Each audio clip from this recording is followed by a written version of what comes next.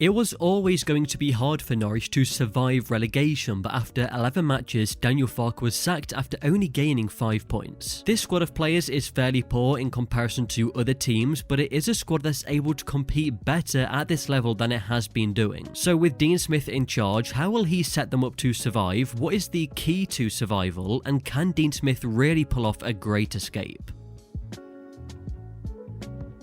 Firstly, the problems at Norwich aren't just in one department, and from what we've seen so far, everything needs to be improved. It's obvious that Daniel Farke just wasn't cut out for the Premier League, and his football didn't suit Norwich at this level to get them results. Farke overall in the Premier League has won 6 matches from 49, and there were no signs that Norwich could gain some consistency. After 11 matches, they had the least shots taken, the most shots on target against them, and the most opposition touches in their own penalty area. The list can go on with their poor stats. It's just an insight into how poor Norwich have been this season, and it's what Dean Smith has got to look into. So how can he fix the situation at Norwich? Well, what we can use as a great example of what Dean Smith could look to do is to take a look at the 19-20 season when he managed to keep Villa in the Premier League. Aston Villa that season were a counter-attacking team utilising the wide areas to create their chances. They weren't a pressing team looking to have the ball often, and instead the defence came first. And we can see that as Aston Villa had the third least touches of the ball that season. In comparison, Norwich that season had the 9th most touches of the ball, but interestingly, Villa had more touches in the attacking third and the penalty area, proving that even with less touches, they were able to be more effective in possession through the way that Dean Smith set up the team. This was all while being set up in a 4-3-3, which seems very likely to be implemented at Norwich City, and the players that Dean has to work with are very interesting. 2 of the wingers were wanted by Dean at Aston Villa in Milo Rashica from Werder Bremen. He was wanted in the summer of 2020, but a deal never happened for him. Instead, he signed for Norwich this summer. And as well as him, Todd Cantwell was linked to Aston Villa for many transfer windows, and finally Dean Smith will be able to manage him. Even though Cantwell hasn't been a regular starter in the first team this season, I can really see him playing a big part in the team under Dean Smith. In his previous Premier League season, he looked really promising with 6 goals scored and 2 assists. He showed great technique on the ball to take on the opposition. Of course, at Aston Villa, Grealish was a huge part in their success, and Todd Cantwell isn't on his level, but with Dean coming into the team, you could see Todd Cantwell playing a similar role. A lot of the play could go through him to play those passes into the penalty area, and let's say Rashica is on the other wing, he's got the pace to make those runs in behind where Cantwell could link up with him. Just before the next bit, as we're on the road to 10,000 subscribers, if you could please consider clicking the subscribe button on the channel, I would seriously massively appreciate that. Where Norwich do look strong is in midfield. Dean has some strong options here to play in his 4-3-3 and can really create a nice balanced midfield that can work well in and out of possession. As the defensive midfielder, you can have Norway international Mathias Normann. The reason why he's great to have in this position is because he can be the player to initiate those counter-attacking moves with his passing range. He's played 30 accurate long balls this season, which is the most of any outfield player for Norwich. He can be the midfielder to collect the ball from the defenders to then attempt those long passes forward, or dribble past the opposition, which he has the ability and confidence to do. In the match against Brentford, he was impressive defensively with 3 tackles won and 2 interceptions, as well as a goal which contributed to their first win. So there is definitely more he can offer on the ball too. Similar to Douglas Luiz, who took shots and got a little further forward under Smith, Norman can fill that role well. In front of him, Lays Malou, who has won the most tackles for Norwich this season, he's more of a central midfielder as he's also played the most key passes. He'd go on the right of the midfield 3, and on the left, well, it should really be Billy Gilmour. His ability is clear, but he hasn't consistently been in Norwich's first 11. His vision for a pass is fantastic and is exactly how they can create chances, especially when Dean Smith will want to be quick with the attack and move into space. With cover from the other 2 midfielders who have proven they're strong in defence, Gilmour does have a little more freedom to attack, to be able to find those spaces to work in where he can receive the ball and then look forward. With 26 goals conceded this season, it's going to take more than just the midfield in front of the back 4, so who can he rely on at the back? At centre-back, Gibson and Hanley are the oldest players who have played the most minutes for Norwich this season, but younger options in Kabak and Omobamidele might be of interest to the manager. And probably the player with the most promise is Omobamidele, the 19-year-old centre-back who actually scored his first Premier League goal recently, and Dean Smith might favour him as he favours favours young players in general. He put in a dominant display against Leeds United where he made 20 ball recoveries, that was the most for Norwich in that match. He won 2 aerial duels with a 100% win rate. He had the most touches of the ball, leading to the most passes where he made 3 passes into the final third, that was the second most for Norwich. And what this proves is that his passing is direct from deep positions, and this is what Dean Smith will want to initiate those counter-attacking moves. And this was the match where he scored his first goal. That came through a corner, which shows how he's strong in the air. In attack, we've already mentioned Cantwell and Rashica, but there are quite a few options for Dean Smith to choose from. You've also got the new signing in the summer, Christos Zolis. He's only 19, but has got a lot of potential. He's already got good ability to play on the left and cut inside from that wing. The situation of a striker is difficult. Does he stick with the experience of Teemu Pukki, who hasn't really got firing in the Premier League? Or does he opt for another new signing in Josh Sargent? Once again, he's not really been firing either. He's had 7 shots and none of them have been on target. So if Dean starts to see Gilmour and Cantwell training well, I think this could be the team you see regularly. If you did enjoy watching, then please click the